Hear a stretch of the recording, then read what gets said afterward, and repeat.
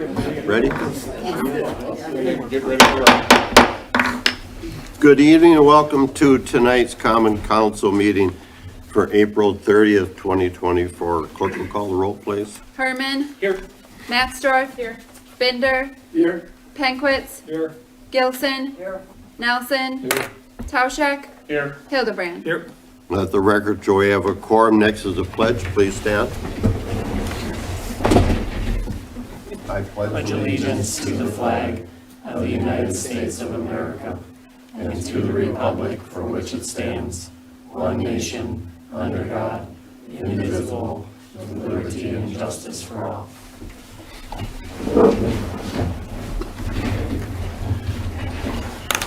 Next item on the agenda is the approval of the consent agenda. Chair will entertain a motion.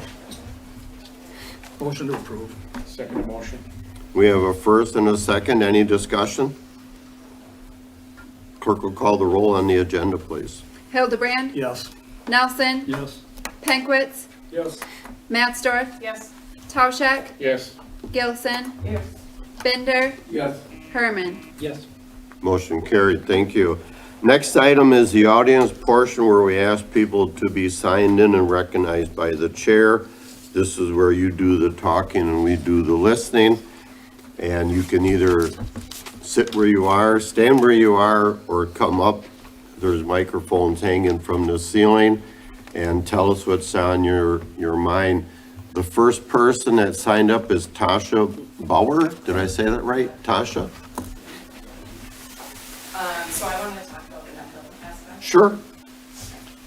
All right, so the first thing really is the safety of the main entrance. There's no sidewalks out there, there's no street lights. And if there's expectations that kids are walking in at 4 o'clock at night in the winter, it's dark. So I think that definitely needs to be considered. There's going to be, from what they had told us our last meetings, there's going to be no ski rentals. So the kids that are going there would probably be inexperienced skiers, and they're not even going to have anything available for them to even use. So people are going to have to either have their own or go to West Bend to rent them for the year. So I just wanted to say that. Another thing is the ski hill that they always compare it to is the one down in Richfield, which is like in the middle of farm fields. I have not seen them compare this ski hill to any ski hill that's landlocked in a residential area to the extent of what this one is. I think the noise ordinance also needs to be reviewed as far as when it comes to the lawnmowers can't be operated after 11 o'clock at night before 7 o'clock. And they're saying that the groomer would be at the top decibels of a gas power lawnmower. You're going to talk about Mother Nature. The drainage at the bottom of the hill, I know they say they have a solution, but again, with Mother Nature, those snowmakers are going to have to run probably more than they used to have to back in the day. So from a gallons of water that's being pumped in there the whole time, I don't know like what that might do to anybody at the bottom of the hill as far as structurally if there's going to be any water damage. I know they had also talked to us about putting in a bigger drain pipe. I don't know if that's actually going to happen or not. I don't know what the legalities are surrounding kids going onto surrounding properties from the ski hill. So I don't know if that's like all on the neighbors. Another thing is it would be nice to know that there's an exit plan in the event that it doesn't become a success. That there's something that, you know, we make sure that it kind of gets restored to the best of its ability. Another thing I just wanted to point out was just kids in general. You know, kids that are active are typically in sports, sometimes even multiple sports at a time. So all weekend or weeks long, you know, there's practices. And then, you know, when you're on club sports and stuff, there's also a lot of things going on the weekend. I do have kids that are 8 and 10. They definitely benefit from the ski hill, so I'm not, or the tubing hill and the ski hill, so I'm not saying that I'm against it. It's kind of like a double-edged sword. I think, you know, the tubing hill would be really successful. It's the skiing aspect and the stuff that they're going to be doing surrounding the skiing aspect. And drainage, I think, is the biggest thing. And like I said, the safety. So that's all I really kind of just wanted to say for my piece. Good, thank you. Next person that signed up is Steven Stens. Did I say that right? Yeah, Steven Stens, yeah. Thank you. So I wanted to just talk about the accessory structure that Pete presented today. I appreciate all the work that the people have put in, so I appreciate David Herman and Mike well. They talked to me quite a bit about this and really helped this through with Pete and really organized something I think is beneficial. I live at 187 Maple Drive in Plymouth. I have about 1.5 acres of property. I have an 1,800 square foot house and I'm out of garage space. I got a family of 5. I'm soon to be another driver in the house, so I have 4 vehicles. I have a 3-car garage. The garage is full. I have a trailer that I use for recreational activities that's parked in the driveway. So it's just too much stuff. It doesn't look good from a street value standpoint.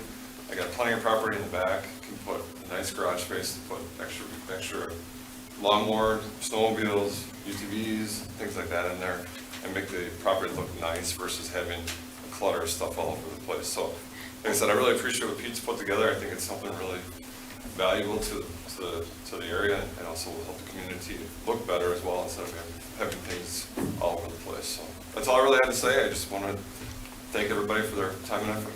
So. Good. Thank you very much. Next person to sign up is Terry Schramm. I think he's left. Okay. Next person is John Binder, Should I go in the audience? if you want to, or you can, Do it from here? sure. All right, that sounds good. I asked to be on this part of the agenda because at the last one, I kind of apologized with my outburst at the end when I made a motion to adjourn, and I wanted to share some information about myself after being the newbie on the council here, being elected. I'm in District 3, and I ran a grassroots campaign, and I say that it was me, myself, and I that went around and knocked on 1,132 doors. And out of those doors, I talked to about 600 plus people. And I would have to say that I wanted to share this. I got many, many good comments about the council as far as what they're doing for Plymouth. So all of you are to be complimented for that kind of thing. I did hear a couple of things on what we can improve on, and one has to do with the Nut Hill thing. They didn't specifically say Nut Hill, but they said we want to see more activities for our kids, available for our kids in Plymouth. And usually it was a grandma or a grandpa that made that comment. So what I did is grassroots. I made my own handout. The front just talked a little bit about myself and also why I was running. And on the back side had all kinds of information about voting. I'm still, and as I think most of you are kind of discouraged by the number of people that turn out at spring elections. I don't know what kind of way we can find to get more people to vote. And it's very important. Local elections are very important. For myself, I grew up in Marshfield. My wife grew up in Marshfield, Linda. I went on to get my teaching degree at University of Wisconsin, Eau Claire, and also a master's degree, both in teaching and mathematics as an emphasis. We moved back to Greenwood, Wisconsin, the center of Clark County, a small rural community where I taught for 34 years, and my wife was a farmer payroll clerk for a huge cheese factory that Land O'Lakes had there. They closed that down close to my retirement. A few years after my teaching career, we moved here to Plymouth because my wife was transferred to Kiel to take care of the farmer payroll there. And now she is also retired. We have a family of one daughter who's married, lives in Port Washington, and 3 children. I shouldn't say children anymore. We moved here 18 years ago, and 18 years ago, the oldest was 5 years old, the next one was 3, and the youngest was a newborn. And I became a kind of a nanny because I was retired already, and my wife was still working at Kiel. So we had a lot of opportunities living in Plymouth here to help bring up our grandchildren. 2 of them have gone through college now and are now in the real world with excellent jobs. The youngest is 18, and he'll be graduating from Port Washington High School after the baseball season is done, and then in June, and his classes are done. By the way, he helped beat Plymouth in football, so he was an excellent football player. I kidded him about whether I should sit on Plymouth side or if I should sit on the Port Washington side. I sat on the Port Washington side.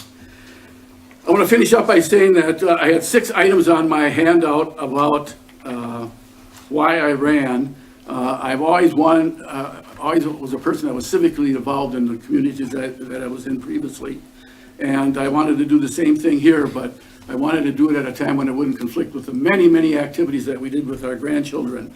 Now that the youngest one is graduating, we call ourselves, we're going to be empty nest grandparents. So instead of traveling around to all the different events they were in, I'm now going to travel to meetings. I have the time now to put the kind of time in for meetings and help make the kind of decisions that we do here in Plymouth. One of the things on what I want to do as far as being on the council, I want to help with smart growth that deals with the issues impacting us now and in the future. And one of the things I think all of you realize about me is that I'm very concerned about our environment. I appeared before the council several times when they were going through their comprehensive plan. And I really think we need to pay attention to the kind of things that are going on in our environment, especially related to climate change, and also the kind of things that have to do with conservation, air quality, water quality, and land quality, that we need to have policies and issues as part of our planning. So I'm hopeful that instead of being out in the audience talking at you, I'll now be able to spend time talking with you, and maybe we can do something to deal with that concern that I have. So thank you for listening, and I look forward to working with all of you. Thank you, John. Next person that signed up is Cheryl Rory. Rory? I no longer need to speak. Thank you. You're okay? Okay. Thanks. And the final person is Tim Ryle. Tim?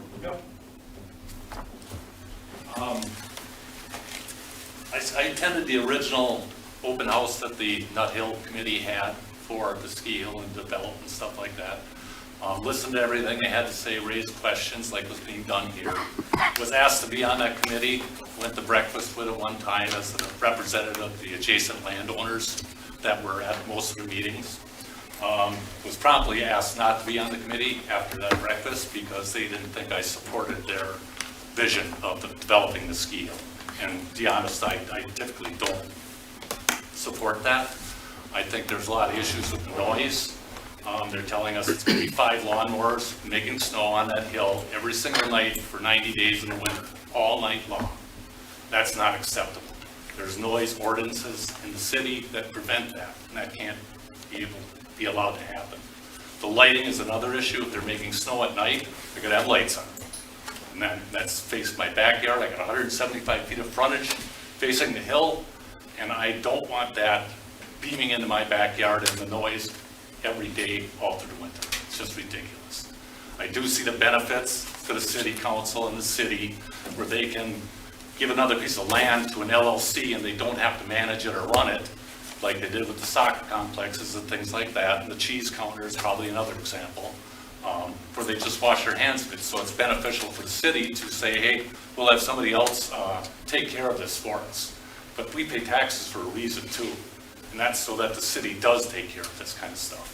And doesn't just give it to somebody else to do whatever they want with it. To me, they're going to devastate that hill with the removal of its trees. It'll never recover from that. The hill size itself is too small. If you look at the Sunburst hills, it's twice the length of this hill. And there's just nowhere for them to run it up. The hill is just, it's not suitable for what they're proposing. Sustainability, I was given access, or they handed me the proposed financials for the hill. When I was at that one breakfast after they asked me not to be on it, because I wasn't representing their vision. I was representing the homeowners, the adjacent landowners. And their vision of what the sustainability of that is with the financials is not sustainable. 200 people a day up on that hill, it's never going to happen. They don't do that at Sunburst. So there's a lot of things that aren't being discussed that need to be, and the council needs to take that into consideration and ask some better questions along those lines. I noticed, looking at one of the videos for the council, how we were promoting the Tree City, and how that was a big celebration, a big feather in your hat, and now you're going and you're going to be devastating that hill and removing the trees. just doesn't make sense. You're contradicting yourselves. I know that others have talked about an exit plan for that hill when it does fail, because I think it's going to. They've got to have some sort of exit plan that when it doesn't and it's not sustainable, that they're able to replant the trees and return the hill to a natural area like it is enjoyed in now. What they're doing is they're devastating the hill, sacrificing all the time that's spent on the hill by the summer people for the winter events. So you've got something to do in the winter, but you're going to be destroying the hill, and it's not going to be able to be enjoyed in the summer like it is now. So there's a lot of considerations there. I guess that's all I really have to say, but thank you for listening. Thank you very much. As always, we appreciate people coming in and addressing the council with their concerns. Moving on to item 5, no items were removed from the consent agenda. Moving on to item 6, citizen committee appointments. The mayor hereby appoints for the Fire and Police Commission, Tim Lemke, did I say that right? I think so. Okay, to serve a 5-year term.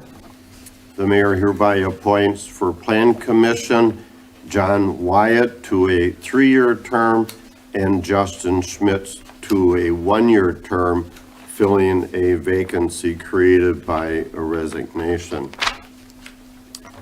The following mayoral appointments require council approval. The mayor hereby asks for the approval of Kaushik Patel to the Room Tax Commission. It's a 1-year appointment. The chair will entertain a motion to approve. I'll move that we approve the appointment of Kaushik Patel. Second. We have a first and a second. Any discussion? All in favor say aye. Aye. Opposed? Motion carried. Thank you. Moving on to item 7, resolution number 5, adopting distributed generation fees and permitted by PSC 119 updates. I'll ask Tim Blakely, our city administrator, utility manager, for a comment. Sure. So PSC Chapter 119 provides the rules for electric utilities and utility customers regarding interconnection of distributed generation on our system. So that's in Chapter 119. One of the primary updates that the PSC has gone through is allowing utilities such as us the ability to charge application and commissioning fees. These fees are meant to only recoup costs for utilities for reviewing applications, inspecting, and testing systems before interconnection. On the April 9th meeting of the Public Works and Utilities Committee, they unanimously recommended that the Common Council approve the adoption of the schedule of fees as presented. So the resolution number 5 is attached. Electric Operations Manager Ryan Reborn here is also to answer any questions. My understanding from Ryan is that this goes into effect tomorrow. Is that correct? Tomorrow. So staff does recommend approval of resolution number 5. Thank you. The chair will entertain a motion so we can discuss. I'll make a motion to approve resolution number 5, adopting the PSC 119 update schedule and fees. Second motion. We have a first and a second. Any discussion? Clerk will call the roll on resolution number 5 adoption. Gilson, Yes. Nelson, Yes. Tauschek, Yes. Hildebrand, Yes. Herman, Yes. Mattsdorf, Yes. Binder, Yes. Penkwitz. Yes. Motion carried. Thank you. Moving on to resolution number 6, tax incremental district TID termination resolution for TID number 4. Again, I'll ask Tim Blakely, our city administrator, for a brief summary. Tim. Sure. So at the meeting on April 9th, the Common Council approved resolution number 4, authorizing final debt payments for the closure of TID 4. As a result, TID 4 has now met its fiscal obligations and is able to close. In January 2024, I worked with Finance Director Russo to determine when we're able to close TID 4. The Department of Revenue advised us that should happen between April 15th and before September 24th to be able to receive the final increment in 2025 for affordable housing.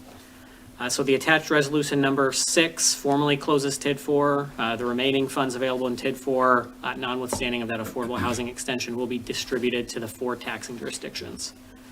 Closeout distribution funds are unencumbered and can be used by each jurisdiction following the audit, which takes up to 12 months. So Director Russo will be working with Baker Tilly, our auditing firm, to finalize that audit following TID closure. TID 4 was enormously successful. It was a very large TID. It caused the city to be TIF'd out for a period of time, which means we were over 12% of the city's value in a TID, and that's a good thing. It shows that that TID was extremely successful, and it really serves as a model for future TID development in the community. But now that we are officially closing TID 4, we'll be able to create new TIF districts, since we'll be below that statutory requirement.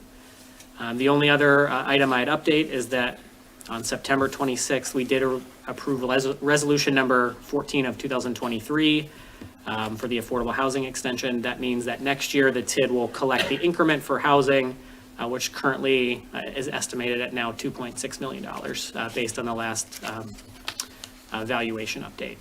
And currently the ad hoc committee is meeting to provide a recommendation for use of those funds. An RFP was recently released for a housing study and action plan. So staff does recommend approval of resolution number 6, closing TID number 4. Thank you. The chair will entertain a motion on resolution number 6 as described. I'll move that we approve resolution number 6 and tax incremental district termination. Second. We have a first and a second. Any discussion? Alder Binder. Yeah, Jim, could you explain that monetary closeout distribution? Each Sure. jurisdiction, is that money that they had to give up because of the TIF district? So there's 2 different distributions of funds. That 2.6 million, that's next year's affordable housing extension. This is funds that are, as the TID is closing, that is what is left in the pot of money, or that's left in the pot. So that distribution will then go to the 4 taxing jurisdictions. And that, again, those funds are unencumbered. So what we have planned to do is a portion of the city funds will be used as part of the housing study, and then the rest of that will be put into capital project fund balance for future capital projects. I would add to that, so you don't get the wrong impression, Alder Binder, those are not funds that the different taxing districts gave up. These are funds that are left from the surplus of closing the TIF, the successfulness of it, that are now distributed pro rata to the participating districts. They didn't give this up and now they're getting a rebate or something. That's not the case. So I don't want that impression to be that they're getting part of what they gave up back or something of nothing. No, this is a one-time shot. I think they'll all love it, actually, because it's unencumbered. So that's critically important. Correct. Basically, the TID was successful enough that in the end, it generated additional value beyond the debts that it owed, and this is that residual increment. Yeah, just to follow up on that, I agree. That shows that was a very successful TID district. Agreed. Correct. Any other question? Clerk will call the roll on TID resolution number 6, TID 4 closing as presented. Penquitz, Yes. Binder, Yes. Matsdorf, Yes. Herman, Yes. Hildebrand, Yes. Gilson, Yes. Nelson, Yes. Tauschek. Yes. Motion carried. Thank you. Moving on to resolution number 7, acknowledging update liquor license quota. This is the first in my tenure for city clerk. Anna Voigt, would you describe that for us, please? Sure, I can try my best. So this resolution is just kind of acknowledging what licenses we currently have and then also adding one. So a Class B license in the state of Wisconsin is to sell all intoxicating liquor to consumers by glass for on-premise consumption. There's a regular Class B license, and then there's also a reserve Class B license. A reserve Class B license has the same thing. They may also sell intoxicating liquor to consumers by glass for on-premise consumption, but it carries an additional one-time non-refundable issuance fee of $10,000, and they are not eligible to transfer to another premise or company. There is a state-regulated quota for both of these license types. Currently, the city of Plymouth has 10 regular Class B liquor licenses and 6 reserve Class B licenses. And each time the population increases in the municipality by 500 people, the municipality is allowed to add a reserve Class B license. So that's what this resolution is, to increase our quota by 1 for the reserve Class B, and also recognizing how many licenses we have. Thank you. I think on this particular resolution, we're simply going to ask for acknowledgement. It's not a vote to agree or disagree. It's ours by population growth. So I think the chair will simply ask for a motion to acknowledge the increase of 1 reserve liquor license. I'll make a motion for resolution number 7, acknowledging the update on the liquor license quota. I'll second. We have a first and a second. All in favor, say aye. Aye. Opposed, motion carried. Thank you. Moving on to new business. Item A, I hereby announce public hearing to be held at the Common Council for Comp Plan Amendment rezoning on June 11th for a portion of 1 Persnickety Place and 2 Persnickety Place. This will appear in the paper and be on the council agenda for a public hearing on June 11th. Moving on to item B, approval of 15 kV ABB circuit breaker bid award from Border States Electric.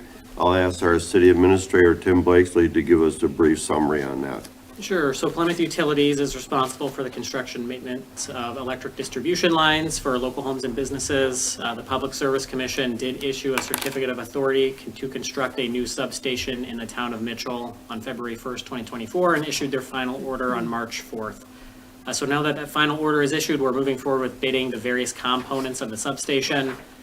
Bids for 15 kV circuit breakers were opened on April 18th, and the low bid was from Border States for manufactured ABB circuit breakers totaling $130,058.84. Forrester Electrical Engineering is our consultant that handles a lot of the technical work for the substation project. They do recommend moving forward with the ABB breakers as bid. They've used these before and have been successful on other municipal substation projects in the past. Staff does recommend that Common Council approve the bid awards subject to attorney staff review of the terms and conditions of the contract.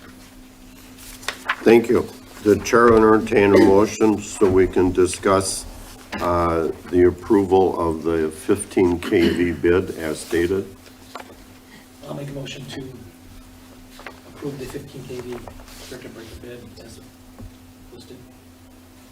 I'll second. We have a first and a second. Any discussions? We have people from the utility here tonight. If we need to get some technical interpretation of all those alphabetical and numerical letters, sometimes it throws a little loop into the system. John? Just one question that is if there's a possibility that the town of Linden residents are successful in blocking transmission line, do we have an out, or would we have in the contract? So there is, I believe that there is contract language that helps support this project with A&R Pipeline for costs. At this point, we did talk with our utility attorney, Richard Heineman, about that exact question. Should we be moving forward with this project at this point? And the direction that he provided was yes, we should continue. Thank you. Any other questions? Clerk will call the roll. Gilson, Yes. Nelson, Yes. Tauschak, Yes. Hildebrand, Yes. Herman, Yes. Matsdorf, Yes. Binder, Yes. Pankwitz. Yes. Motion carried, thank you. Moving on to item C, council discussion and possible action on an advisory referendum referendum to direct the city to rehabilitate the Nut Hill ski area for winter recreation. I'll ask Tim Blakely to give a brief comment, and then I'll ask Alder Hildebrand to make a motion. Tim? Sure, and just going back to the other item real quick, I am going to confirm with Attorney Heideman on that. I'm pretty sure the contract language is in there, but you got me just doing a double check. So I'll let you know on that follow-up. So moving forward onto this next item, again, we've mentioned that Nut Hill Ski Hill has not been utilized for winter recreation since 2014, and the Ski Hill group has presented an option for rehabilitation of Nut Ski Hill. So in early April, Alder Hildebrand did request an item to be placed on the upcoming agenda to consider a potential advisory referendum for residents to direct the city whether or not to rehabilitate the ski hill for winter recreation. So the Common Council should weigh the following considerations to make a decision. So use of advisory referendum is permissible as required in state statute. An advisory referendum would have limited costs because an August election is already likely to take place. Really, it would be myself and Attorney Fieber putting together some ballot language and Clerk Voigt putting together a referendum fact sheet. Referendum language does need to be finalized 70 days prior to an election. So should that happen, a referendum language would need to be finalized next month. The decision to rehabilitate Nut Ski Hill area for winter recreation is a decision the Common Council can make with or without an advisory referendum. The Common Council, regardless of an advisory referendum, still has the final decision regarding ski hill rehabilitation and are not bound by the results of an advisory referendum. While this is a unique project, a decision to use an advisory referendum may set a de facto precedent with constituents, de facto precedent for similar projects in the future. Again, council members are always welcome to talk with their constituents or direct staff to solicit feedback in other ways. Advisory referendum will reach all registered voters, but does the Common Council believe that a referendum will provide different results from the survey already conducted by the CCWP? Again, the city could also conduct a similar survey in the manner of the Mill Pond Dam. If an advisory referendum is preferred, future staff and committee work will be paused until a referendum does take place. So staff did put together 3 pathways forward for Common Council consideration. Again, option 1 is that advisory referendum with the referendum to take place in August. Really, the only action that would take place between then and now is referendum language.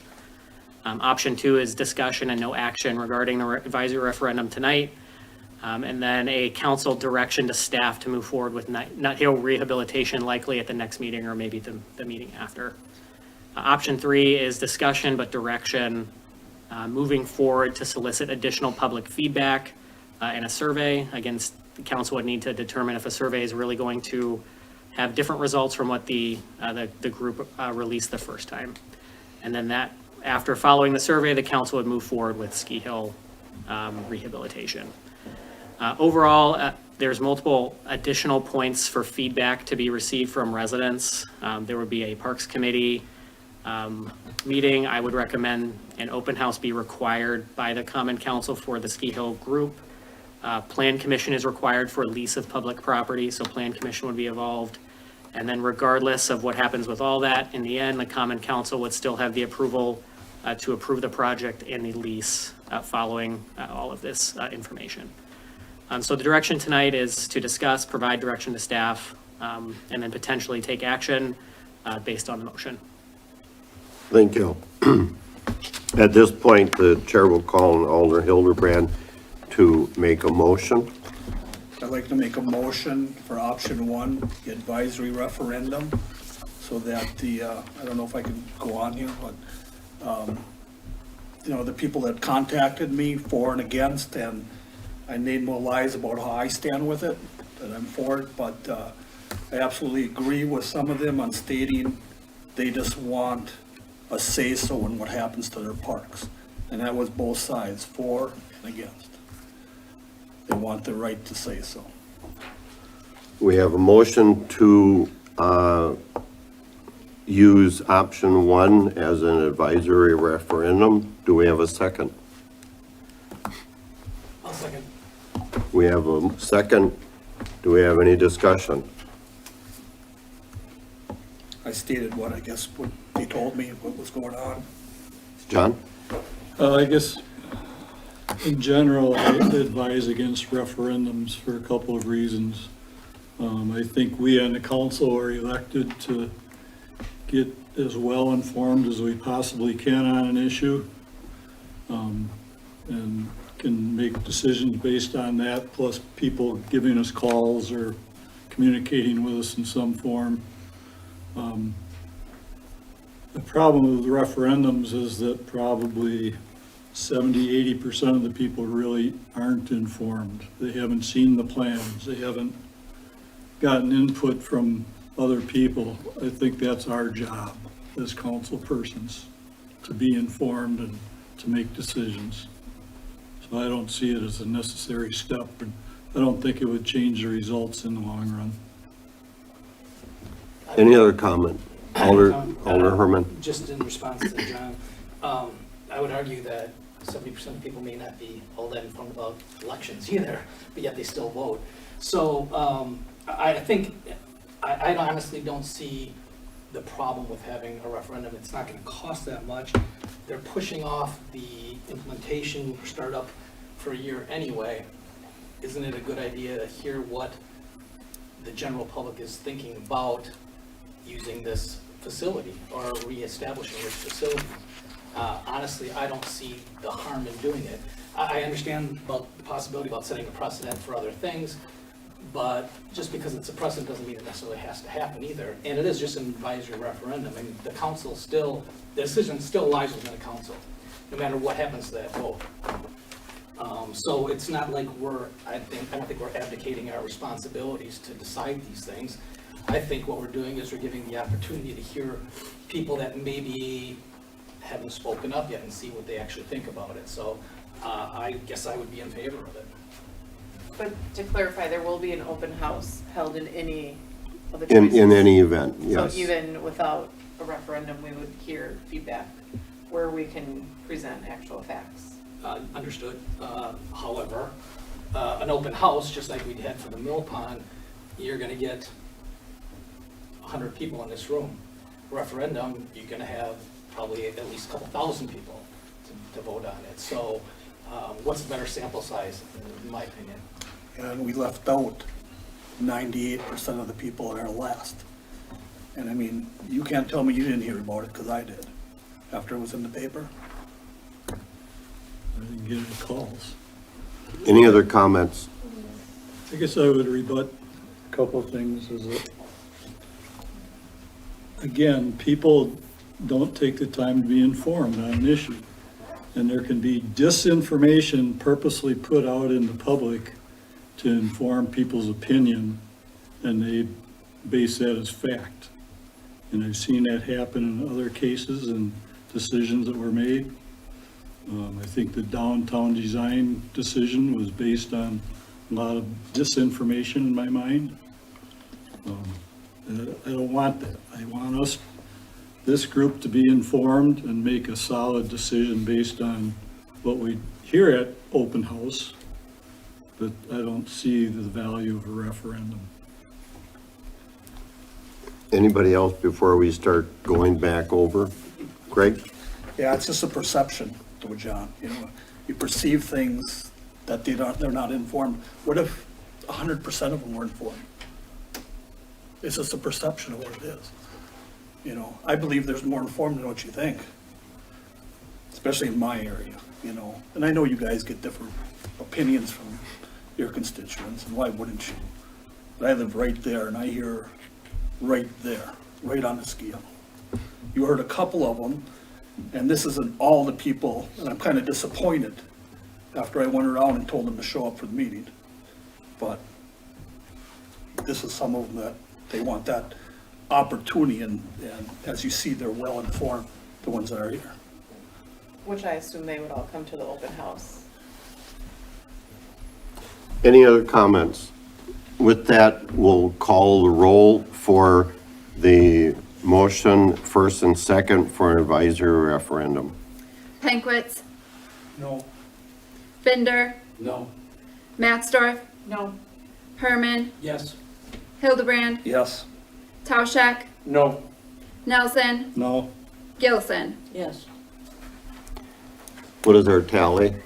I got 5 no's and 3 yeses. The motion for a referendum fails.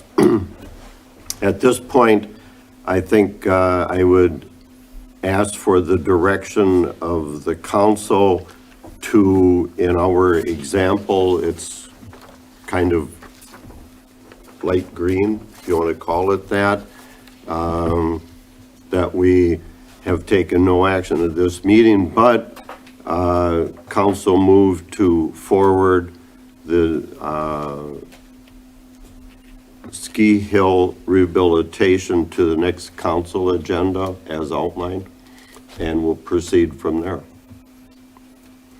Any objection? Moving on, thank you very much. Chair will entertain a motion to go into closed session pursuant to Wisconsin Statute 19.85, paren 1, paren E, deliberating or negotiating the purchasing of public properties, the investing of public funds, or conducting or specified public business whenever competitive or bargaining reasons require a closed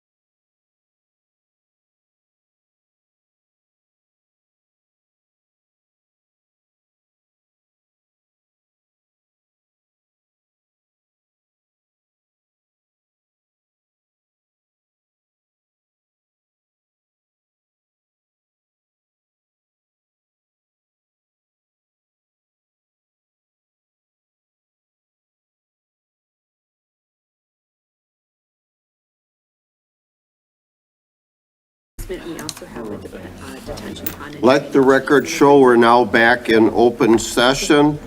The chair will entertain a motion on the closed session. I'll make a motion to approve the sale of a portion of parcel 592718211066 as outlined in the WB 13 vacant land offer to purchase. Second, Hills. We have a first and a second. Any discussion? Clerk will call the roll. Nelson. Yes. Hildebrand. Yes. Matsdorf. Yes. Pankwitz. Yes. Tauschik. Yes. Herman. Yes. Gilson. Yes. Bender. Yes. Motion carried. Thank you. Thank you all. Chair will entertain a motion to adjourn.